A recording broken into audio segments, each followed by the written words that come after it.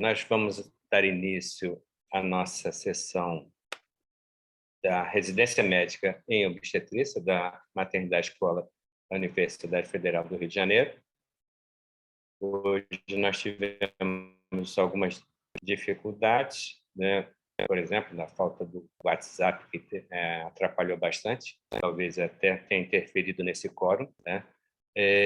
Mas nós vamos dar seguimento à nossa sessão e nós trouxemos como um tema hoje um assunto que traz bastante dificuldade em termos de decisões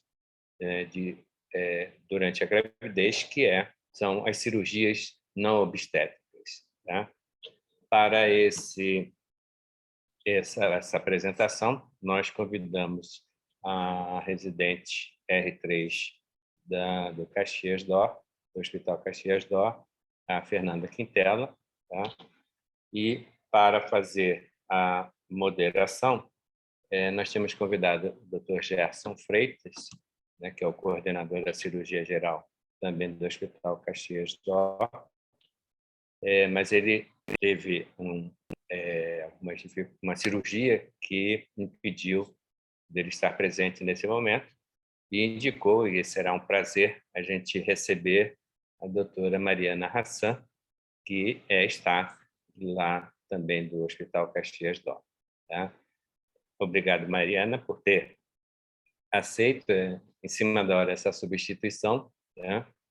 E vamos dar início, então, à nossa sessão. Fernanda, pode ficar à vontade para iniciar o seu compartilhamento. Obrigada aí pelo convite, será um prazer. Obrigado.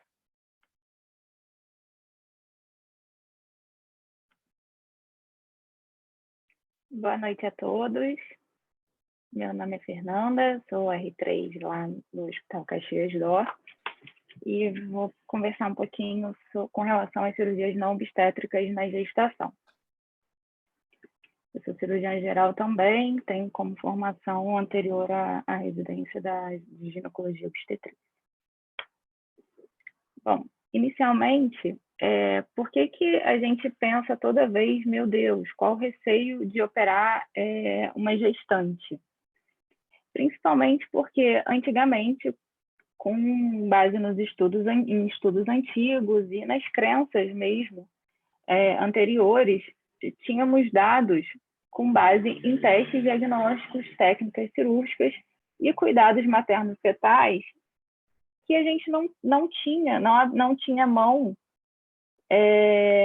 como temos hoje com o avanço dos exames diagnósticos, das técnicas cirúrgicas mais avançadas e do cuidado dentro da medicina fetal com esses fetos. Então, com base nisso, a gente consegue melhorar o cuidado dessas pacientes e trazer uma melhor desfecho pós-operatório nessas gestantes. Que a gente consegue diminuir os desfechos ruins. Com relação à epidemiologia, a ACOG mostra para a gente que estima-se que em torno de 1 a 2% das gestantes elas vão precisar de alguma cirurgia durante a gravidez, que é um número baixo, mas é um número ainda assim significativo se a gente parar para pensar. Primeira coisa que a gente tem que ter em mente com relação é a indicação cirúrgica. A gente tem basicamente 3 tipos de indicações. Cirurgias de emergência cirúrgica, aquela que causa risco iminente, tanto da mãe quanto para o feto. As cirurgias de urgência, que a gente consegue basicamente pensar num diagnóstico e programar em poucas horas uma cirurgia, e as cirurgias eletivas que a gente consegue programar com bastante tranquilidade. A emergência e a cirurgia eletiva, a gente tem, claro, certeza do que a gente vai fazer. A emergência a gente vai ter que operar, porque senão a mulher e o bebê vão morrer. E a cirurgia eletiva, a gente tem certeza também que a gente consegue diminuir aumentar o prazo dessa cirurgia, podendo ser feita no pós-natal. O maior caso da intervenção é com relação à urgência. Encontrei isso na internet sobre gente consegue diminuir, aumentar o prazo dessa... Só um minutinho.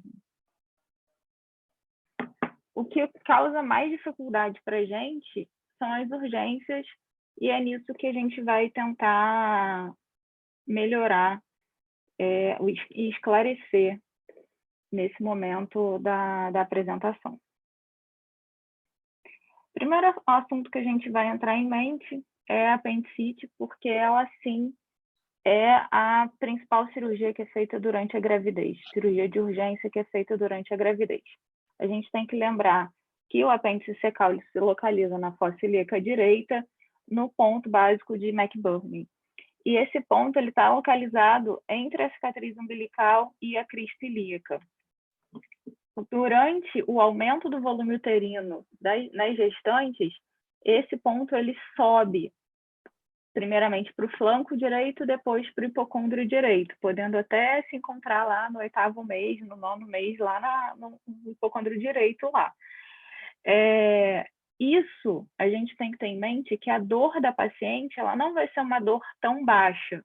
Ela pode ter uma dificuldade do diagnóstico com relação à colicistite, você pode ter uma dificuldade no diagnóstico por conta dessa dor. Então, a gente sempre tem que ter ideia que o ponto do apêndice ele vai subir. A dor da apendicite aguda ela pode ser mais alta na gravidez. Estima-se que o número de apendicite agudas são de 1 para cada 1.000 a 1.500 gestações, é um número basicamente alto.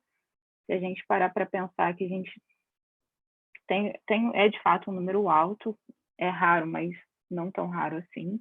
E ela é a primeira causa de cirurgias não obstétricas durante a gravidez. A incidência é maior no 2º trimestre, então a gente pensa ali que a dor pode estar mais no flanco direito. E além disso, a gente pode abrir mão das cirurgias abertas e laparoscópicas, dando prioridade nos estudos mais recentes nas cirurgias laparoscópicas. As principais manifestações clínicas da apendicite aguda é a anorexia, dor abdominal, principalmente no flanco e fossa ilíaca direita, náuseas e vômitos.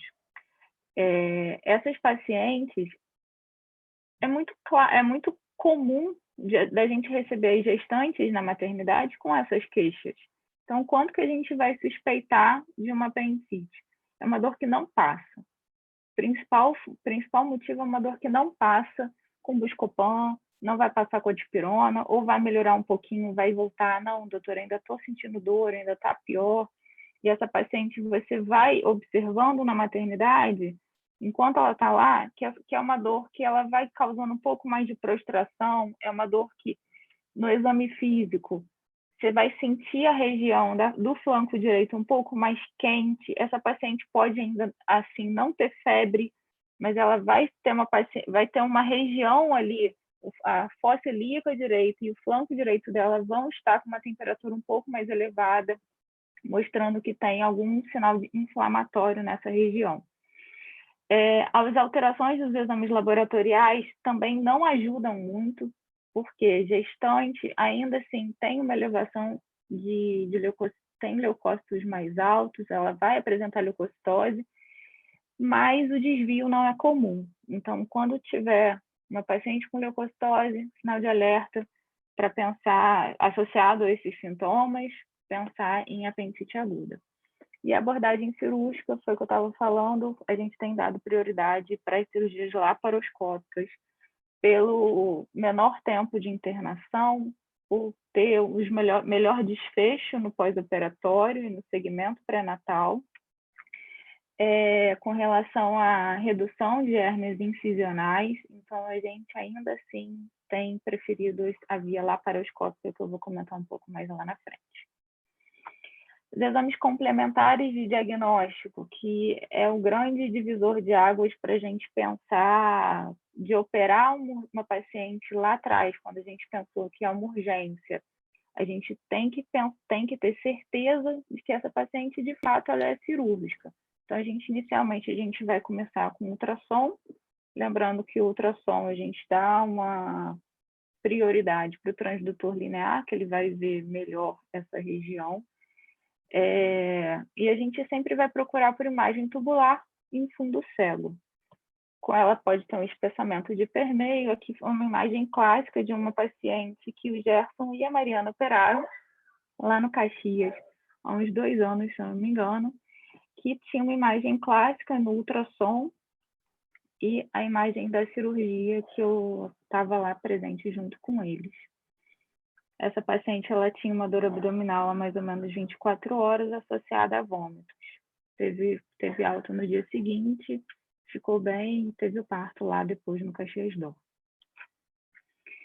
Com relação também, se o ultrassom não for conclusivo, a gente pode realizar ressonância nuclear magnética, que não tem risco para o feto, porém, não é todo hospital que tem um custo muito elevado. Então, a partir daí, o paciente mantém, o ultrassom não foi decisivo, a clínica parece com um apendicite agudo. Podemos tomografar? Podemos. Se a clínica for muito persistente, se a dor da paciente for muito persistente, que a gente suspeite, não tem problema. Os estudos já mostram e a COG já permite a realização da tomografia, pelo menos uma tomografia por gestação. Não implica em risco para o feto, nem aumento de abortamento e nem de parto prematuro. A gente já observou que as tomografias em torno tem de 2 a 4 rádios é a unidade de medida de radiação ionizante, e até 5 é permitido durante a gravidez após 10 semanas. Aqui foi o principal estudo que mostrou para a gente que isso é permitido, quando a gente mostra lá com relação ao risco de anomalias congênitas, esqueléticas, genitais ou de restrição de crescimento, são números maiores do que a radiação com os 5 rádios lá do índice das tomografias. E esses efeitos adversos não mostram que tem complicações com um exame de tomografia de abdômen pélvico. Lógico que toda paciente que fosse gestante, que for submetida a uma tomografia, o radiologista tem que ter ciência de que a paciente está grávida e que a suspeita estou pensando numa apendicite, porque ele consegue fazer cortes menores na região onde a gente pensa que tem o apêndice e cortes maiores para cima e para baixo. Isso diminui a radiação dessas pacientes. Então, é muito importante a discussão com o radiologista e com o técnico de radiologia durante a realização desse exame. Falando um pouco sobre a colicistite agora, colicistite, cólica biliar, que predominantemente a gente vai realizar a colicistectomia. É a segunda causa de cirurgia não obstétrica durante a gravidez, em torno de 1 para 1.600 até 10.000 gestações, então é um pouco mais raro. E lembrar que toda grávida ela vive num estado permanente de litogênico, por conta da progesterona e dos estrógenos. A principal manifestação clínica da colicistite e da cólica biliar vão ser as náuseas e os vômitos, seguido de dor abdominal e hipocôndrio direito. Pode se confundir um pouco com apendicite naquelas gestações mais avançadas de 3º trimestre, mas o diagnóstico é mais fácil de ser realizado por conta do exame complementar da colicistite ser de fato ultrassom. Então, isso ajuda bastante no diagnóstico. As alterações laboratoriais, toda paciente com dor em hipocôndrio direito, a gente tem que pedir enzimas hepáticas, canaliculares e pancreáticas, para a gente conseguir fazer um diagnóstico mais assertivo. E, com relação aos exames de imagem, a gente pensa na ultrassonografia, que já vai ajudar muito a gente no diagnóstico. A abordagem cirúrgica, a gente não precisa mexer com relação aos trocáteres da cirurgia convencional não obstétrica, porque os trocáteres podem ficar posicionados na mesma posição com exceção do trocar da câmera, que a gente às vezes sobe um pouquinho a incisão por conta do tamanho do útero, mas tem uma dificuldade menor do que na apendicite, que é mais perto do útero ali embaixo. E a cirurgia aberta a gente já não faz mais em pacientes, raramente se faz em pacientes não gestantes, quiçá nas gestantes. Então, já basicamente a cirurgia é feita laparoscópica mesmo. Com relação à ultrassonografia, o diagnóstico de fato para colicistite é o espessamento da parede da vesícula biliar, maior que 0,4 milímetros, e a presença de lama biliar ou de um cálculo impactado no infundíbulo, que não se move, ele não sai do infundíbulo e volta para o fundo da vesícula. Tratamento, em princípio, da colicistite numa paciente gestante, a gente preferencialmente tenta um tratamento clínico com hidratação, antibiótico a partir do diagnóstico correto, analgesia importante para essa paciente, antiemético por conta das náuseas e dos vômitos. Se o diagnóstico for feito no primeiro trimestre, a gente tenta postergar a cirurgia para o segundo trimestre. No segundo trimestre, a partir do momento que a gente faz o diagnóstico de colicistite aguda, a gente opera essa paciente. E no terceiro trimestre, a gente tenta postergar para o puerpério por conta do tamanho, por conta do volume uterino. Se esses pacientes apresentarem impactação de algum cálculo, ou no colédoco, ou no ducto de Wirsum, lá embaixo no pâncreas, é necessário, a clínica muda, a paciente vai começar a apresentar icterícia, pode ter febre, uma dor persistente, a gente tem que abrir mão da CPRE para esses pacientes, que é um exame invasivo, mas é um exame endoscópico. E por conta da coledocolitise, que a gente tem que fazer o tratamento e postergar a colicistectomia, às vezes, para o pós-natal. Isso dá para ser feito, mas a desobstrução da via biliar tem que ser feita o quanto antes. Com relação às cirurgias nos ovários, a gente tem que pensar nas torções ovarianas, que estão presentes em 1 a cada 4.000 gestações. A principal manifestação clínica é a dor pélvica aguda em menos de 24 horas, lacinante, que é uma dor que a gente tem que pensar em alguma coisa vascular. É uma paciente que não vai melhorar com nenhum analgésico venoso, nada. E essas pacientes a gente faz com um exame complementar ultrassom pélvico, né, abdominal pélvico. Ele pode fazer também transvaginal, dependendo do volume uterino que essa paciente apresenta. Lembrando que a prevalência da torção ovariana é no primeiro trimestre. Sendo no primeiro trimestre, a gente consegue levar sempre em consideração se essa paciente de fato que chegou com uma dor abdominal aguda, a gente sempre tem que pedir um beta-HCG para essas pacientes. A abordagem da torção, ela pode ser conservadora pelo fato de ser feita a distorção do pedículo ovariano e a drenagem do líquido cavitário por conta de irritação peritoneal ou ovarectomia. Cirurgiões gerais são muito mais agressivos nesse tipo de cirurgia com relação à ovarectomia. Os ginecologistas e obstetras, eles tentam preservar mais os ovários. Então, isso o consenso entre os dois ainda é um pouco complexo. Lembrando que, hoje em dia, com os avanços da fertilização, dos indutores de ovulação, o uso de análogos de GNRH tem mostrado que aumenta o risco de torções ovarianas no primeiro trimestre nessas pacientes.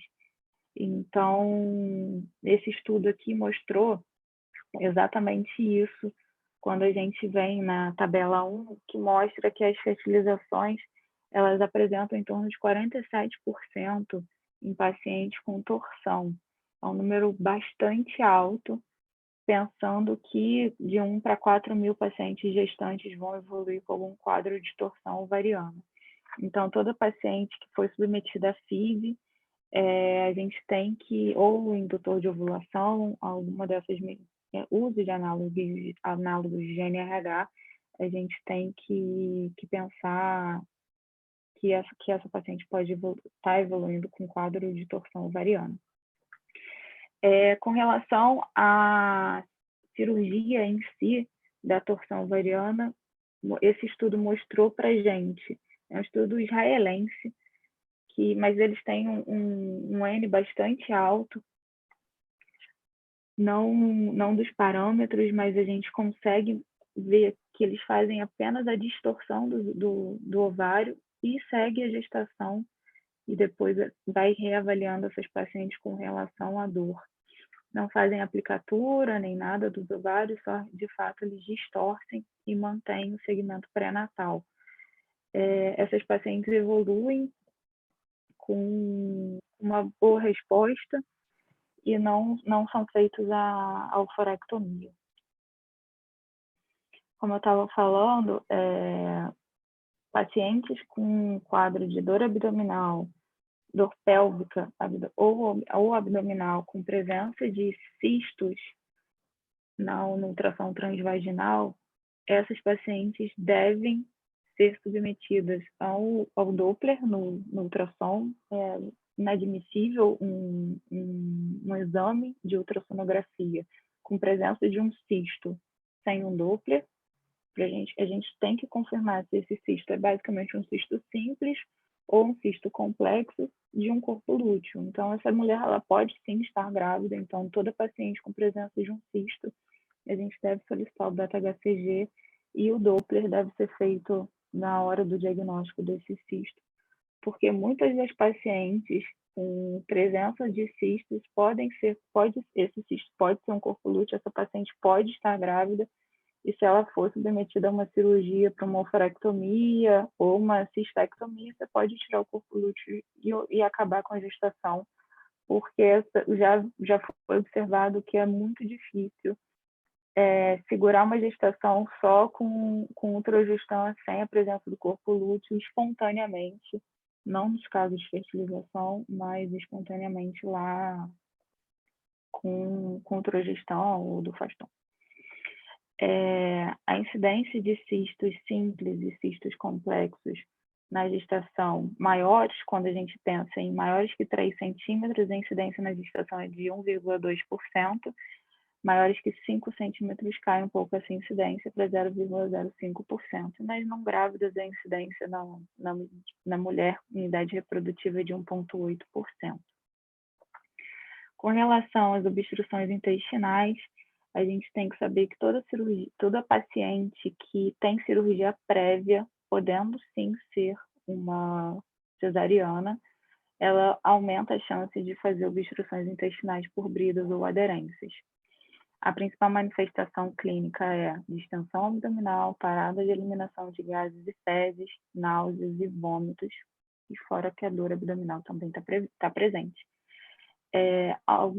Ou com o adjunto das cirurgias bariátricas, basicamente no bypass, essas pacientes elas se tornam mais férteis no pós-bariátricas, e essas pacientes acabam podendo sim evoluir com uma obstrução intestinal, que é basicamente a cirurgia dentro da cirurgia do bypass, onde a gente tem uma anastomose gastro-jejunal com uma abertura de uma brecha, que essa brecha chama brecha de Petersen, e com isso ocorre a invaginação de outra alça intestinal por essa brecha. Isso gera um quadro de obstrução intestinal que a gente tem visto ultimamente nessas pacientes pós-cirúrgicas de bypass. Então, é uma atenção que a gente tem que ter para toda paciente gestante pós-bariátrica, até mesmo nós temos no ambulatório da maternidade escola o ambulatório de bariátricas, nessas pacientes ficar atentos, se elas vierem evoluir com um quadro de uma obstrução intestinal, a gente tem que ter em mente qual cirurgia que foi feita e pensando num diagnóstico diferencial com relação a isso. Com relação ao trauma, o máximo que a gente pode falar é prevenir o trauma, porque a gente não, o tratamento em si do trauma, a gente não tem, de fato, muito o que fazer já com protocolos. Assim, a gente tem protocolos de tratamento, mas prevenção é sempre o melhor momento para a gente diminuir o número de pacientes acometidas por essa afecção, né? Orientar no pré-natal sempre o uso de cinto de segurança abaixo do fundo uterino, abaixo da pelve, assim, próximo à pelve, né? Mantendo o bebê sempre livre.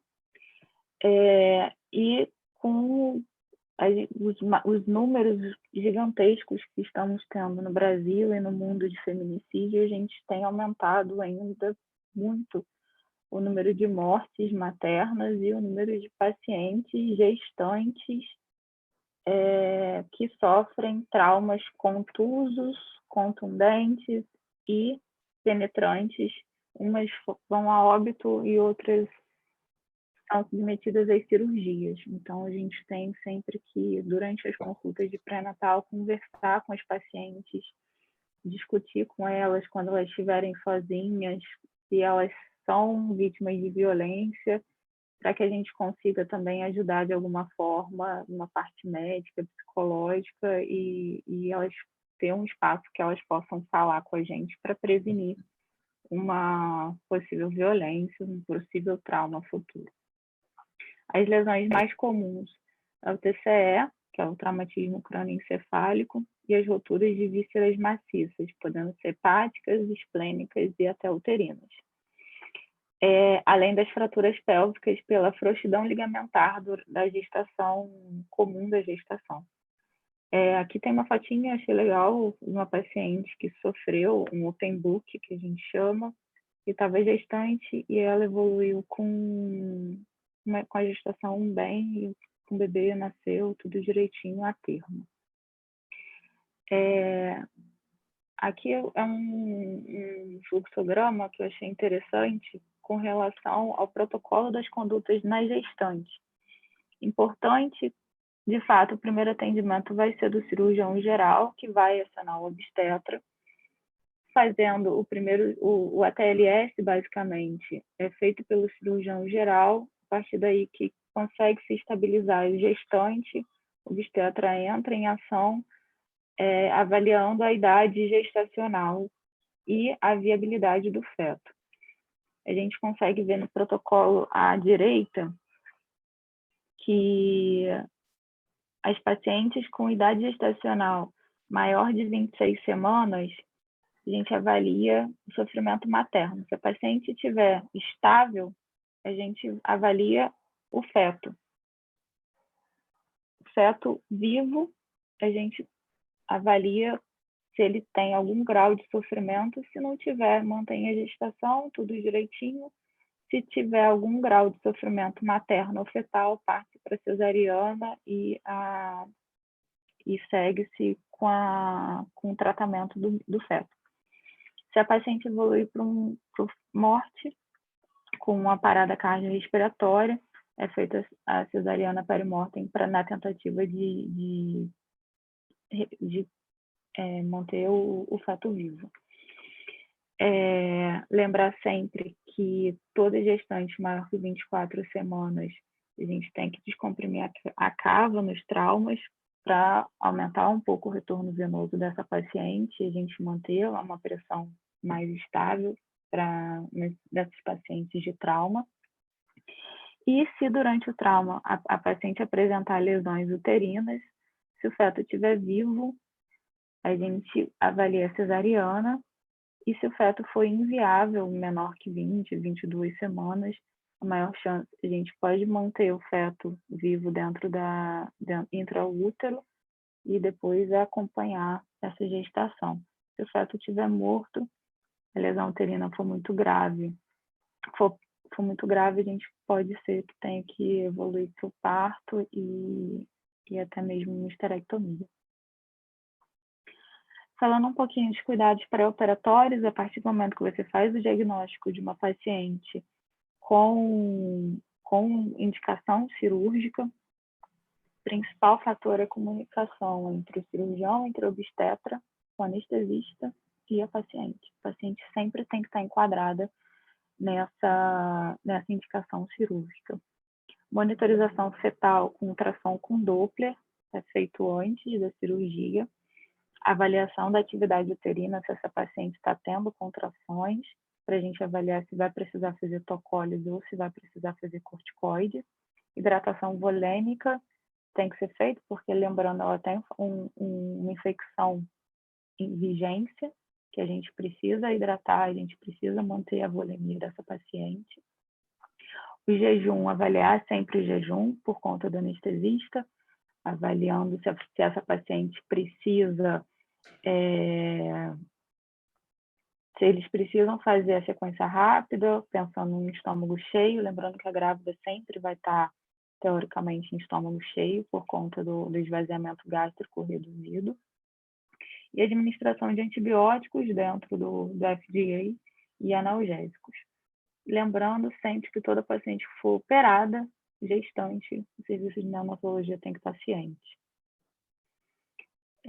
Com relação aos cuidados interoperatórios, nas cirurgias laparoscópicas, a gente tem que ter sempre cuidado com a perfuração uterina, então, pensando no posicionamento dos trocáteres e fazendo sempre a técnica aberta, ao invés da semi-aberta ou da fechada ou de Veres. E a confecção do pneu peritônio tem que ser gradual, para mantendo um fluxo menor possível, para assim a gente conseguir manter uma boa perfusão útero-placentária. Uso de compressor pneumático para prevenção de tromboembolismo é certo que a gente tem que fazer, e manter a mesa cirúrgica, se possível, depois de 24 semanas de uma rotação lateral esquerda, justamente para a gente descomprimir a causa.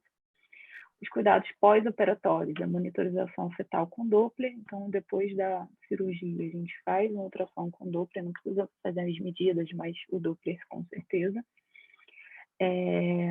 A administração do Rogan, da imunoglobulina anti-D, nas gestantes que forem RH negativas, se for feita a cirurgia com manipulação uterina ou se tiver algum grau de perfuração. A analgesia tem que ser otimizada, lembrando que a grávida ela sente dor e a gente tem justamente que fazer uma boa analgesia para ela de acordo com as medicações que a gente pode usar nas grávidas. A alimentação mais precoce possível por conta das hipoglicemias, prevenção de tromboembolismo com uso de heparina não fracionada por 24 a 48 horas, vai ser mais ou menos o tempo que ela vai ficar internada, deambulação precoce e uso de meios elásticos no pós-operatório até durante o pré-natal. Atenção sempre à atividade uterina. Se a paciente evolui com algum grau de contração, a gente faz uso de meio de tocólise e corticoide e alta precoce, assim que possível. Segmento pré-natal pós-cirúrgico, lembrando, a ferida pode ter deiscência, pode ter infecção. Então, a gente tem que ficar atento nessas feridas. As pacientes, elas podem sair da cirurgia com drenos, então a gente tem que orientar, tem que falar que o dreno não vai provocar, não está encostando no bebê, nem nada, porque é uma dúvida muito grande que as pacientes têm. E pode haver necessidade de reintervenções para drenagem de abscessos, algumas outras intervenções ou por deiscências, e isso pode acontecer, a gente tem que sempre orientar essas pacientes. E a presença de hérnias incisionais por conta, pensando que o útero, ele, de fato, vai ter um aumento progressivo durante a gravidez, mas essas hérnias elas vão ser tratadas no pós-operatório se vierem a ocorrer. Atenção sempre ao uso de meias de compressão, bem orientadas, do tamanho adequado para a paciente, febre, atividade uterina, se essa paciente entrar em trabalho de parto ou tiver algum grau de ameaça de trabalho de parto prematuro, a gente tem que estar atento, e a movimentação fetal também é fundamental levar em consideração. Como mensagem final, é muito importante a gente conseguir fazer o diagnóstico, a gente tomar a conduta, a gente operar paciente, mas isso tudo tem que ser conversado com a paciente, conversado com a família, porque nenhuma mulher que engravida acha que vai ter alguma complicação durante a gravidez. Então, o mais importante nesse momento é a gente acolher essa paciente, conversar, esclarecer as dúvidas e discutir em conjunto dela com o obstetra, com o cirurgião e com o anestesista, porque é um momento de grande vulnerabilidade que elas estão passando, e a decisão cirúrgica tem que ser assertiva e realizada no menor tempo possível pelo cirurgião mais capacitado. E é isso. Obrigada pela atenção de todos. Ok. Obrigado, Fernanda. Parabéns pela apresentação. Uma apresentação bastante rica e com um grande número de informações. Antes da gente passar para a Mariana, nós estamos modificando nossa abordagem, tentando ver se, antes dos comentários, algum residente, se o residente tem alguma pergunta a ser, ou residente, ou qualquer presente na sala, né, mas mais direcionado ao residente, se tem alguma pergunta a respeito do que a Fernanda apresentou. Então, estou me dirigindo assim, mais especificamente aos residentes. Eu gostaria de saber. Fernanda, você acho que pode se descompartilhar, que aí já fica mais... Consegui fazer isso? Hein? Já foi. Ótimo. Uhum.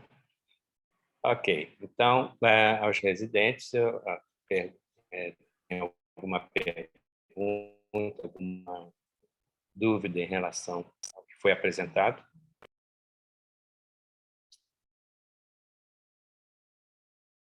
Bom, então vamos passar para a Mariana, tá? Para fazer os comentários sobre o tema e sobre a apresentação. Tá? Mariana, fique à vontade. Boa noite. Parabéns, Fernanda, pela apresentação, que foi muito boa, bem esclarecedora. Algumas pela abordagem da cirurgia geral e outras também pela abordagem da ginecologia durante a gestação, né? O principal que a gente pega mais da cirurgia geral mesmo, e a gente sempre tem essa questão aqui no hospital da gente abordar junto com a obstetrícia, com relação à apendicite e com relação à colecistite também, né? A apendicite, como a Fernanda mesmo explicou, a gente normalmente opta, né, pela abordagem cirúrgica. O diagnóstico, às vezes, a gente acaba fazendo ou por ultrassom ou por ressonância, né, de acordo com a clínica do paciente. E a colecistite, a gente opta mais pelo tratamento conservador. Se a gente conseguir realizar o tratamento conservador e realizar o procedimento cirúrgico um segundo momento, depois do puerpério, é o ideal, né? Para a gente não ter que abordar cirurgicamente essa paciente na gestação. A Fernanda apresentou aí muito bem, parabéns aí pela apresentação mais uma vez, obrigada pelo convite. Desculpa aí o uniforme, mas aqui a gente está no centro cirúrgico. E sempre a abordagem multidisciplinar aí é imprescindível, né? E a outra questão que a Fernanda abordou é sempre acolher a paciente, né? É importante isso, porque a gestação, as pessoas não pensam que podem ter outras complicações, né? Então, é sempre importante a abordagem multidisciplinar e acolher essa paciente nesse momento que é bem difícil. Exato.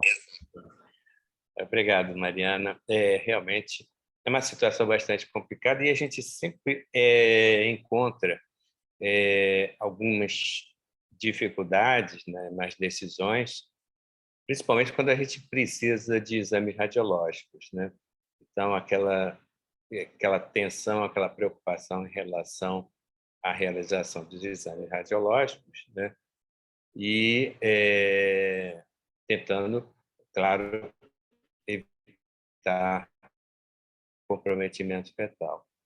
Mas eu queria saber, Fernanda, em relação, você falou da abordagem da monitoração, da avaliação fetal pré-operatória e pós-operatória.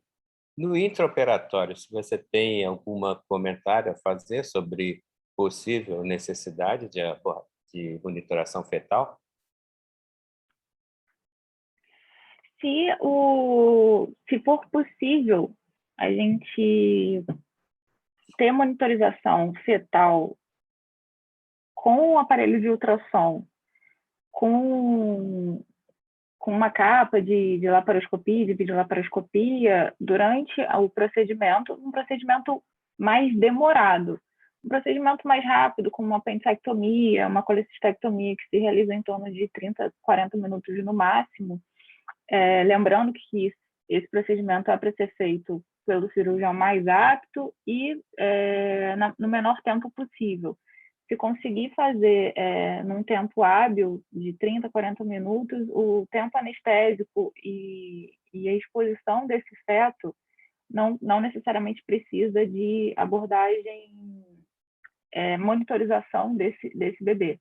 Se a gente começa a pensar numa cirurgia mais prolongada, por conta de uma obstrução intestinal, aí sim a gente pega e dá uma olhada com ultrassom encapado com uma capa de vídeo, como o Jair mesmo faz nas fetoscopias, nas cirurgias de mielo. Mas em procedimentos mais curtos não há necessidade, até por conta de que não vai ter mudança do desfecho para esse bebê. Certo. Nas cirurgias mais complexas, né, e há uma apreensão também até do anestesista, né, que, na grande maioria das vezes, reivindica monitoração contínua do feto, né, durante o procedimento.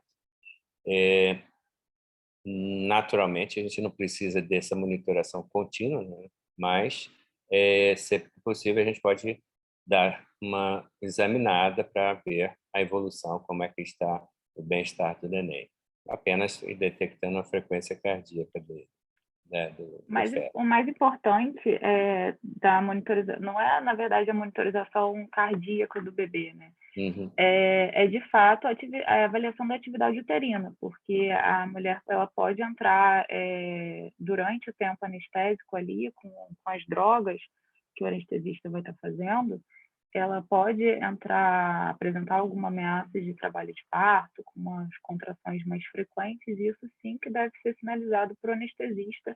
E o anestesista também tem que ser um anestesista que está acostumado a fazer anestesia para gestante, por conta que ele vai precisar provocar o menor possível, manter a perfusão útero-placentária no nível adequado e que tem o menor prejuízo possível para esse útero na repercussão ali da cirurgia não obstétrica.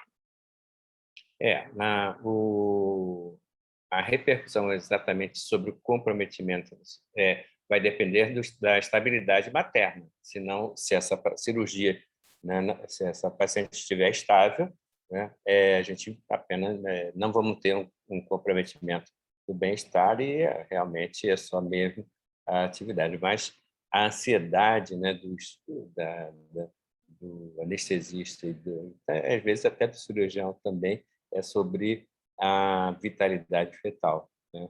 Mantendo a paciente estável, o bem-estar do neném praticamente está preservado, né? Eu gostaria, então, de colocar para a sala, os presentes na sala, a abertura para comentários e dúvidas a respeito do assunto. Quem quer falar? Jair? Perfeito. Boa noite, Fernanda. Primeiro, parabéns aí mais uma vez. Você já tinha nos brindado com essa apresentação, acho que no ano de 2020, né? E deu uma mexida. A gente até discutiu junto a questão da dose de radiação que ela pode tomar na época, eu me lembro bem.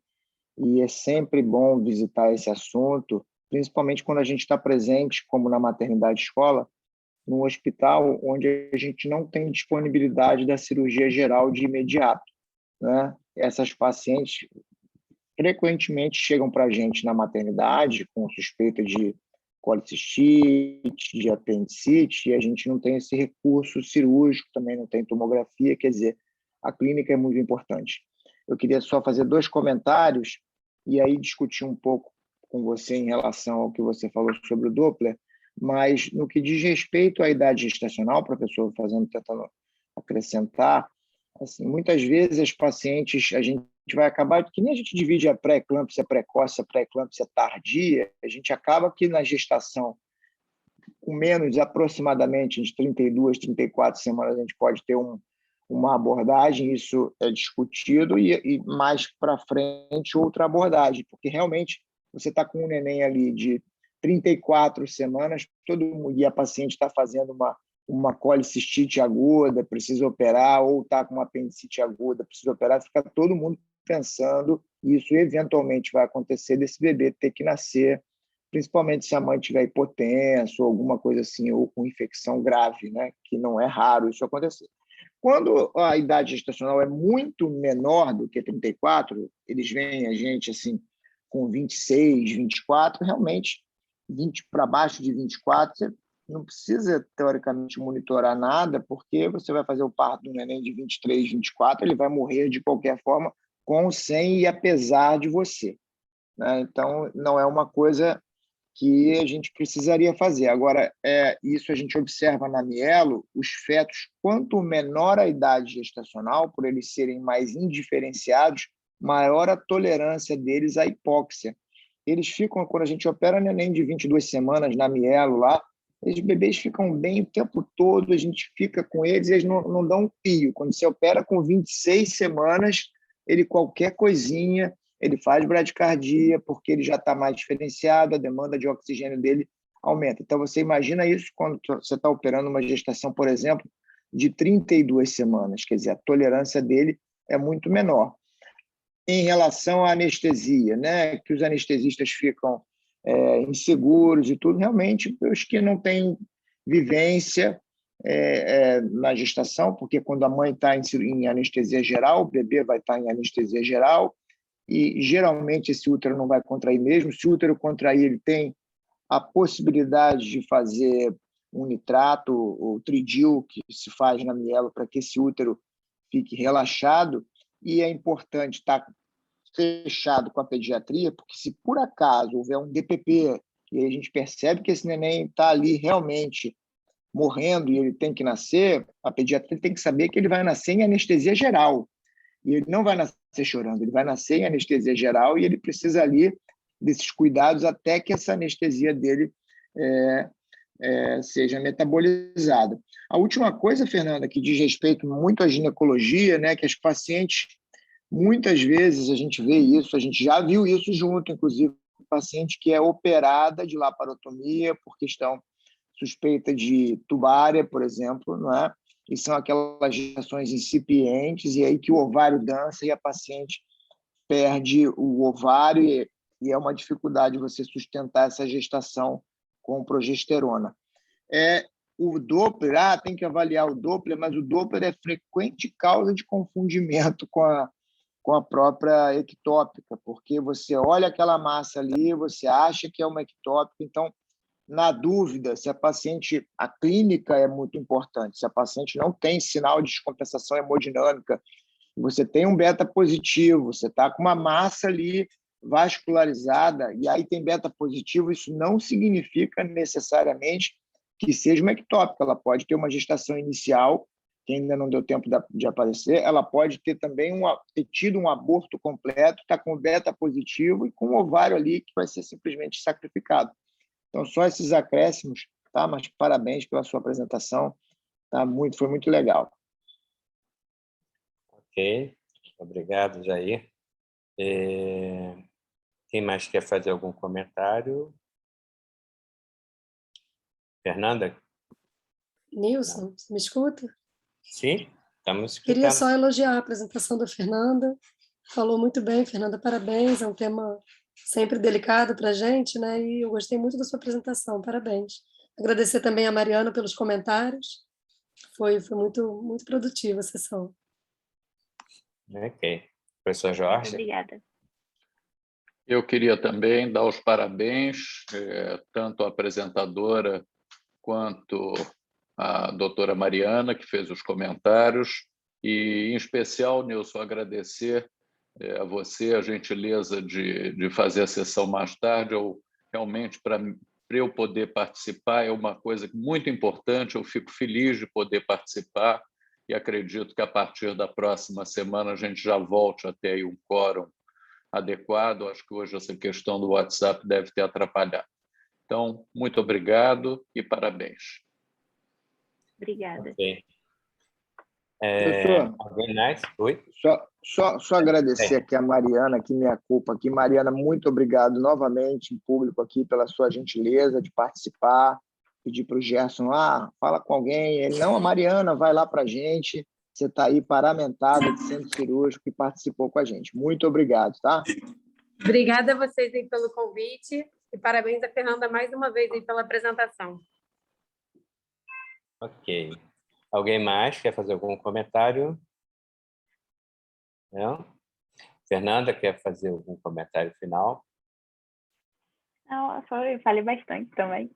Queria agradecer o convite. E é sempre bom apresentar, porque a gente acaba estudando sempre mais e aprendendo mais também. Muito obrigada e obrigada por todas as considerações aí.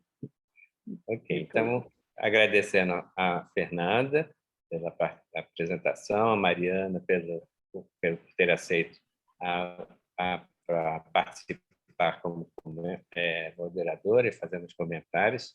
Muito obrigado e agradeço também a todos presentes na sala.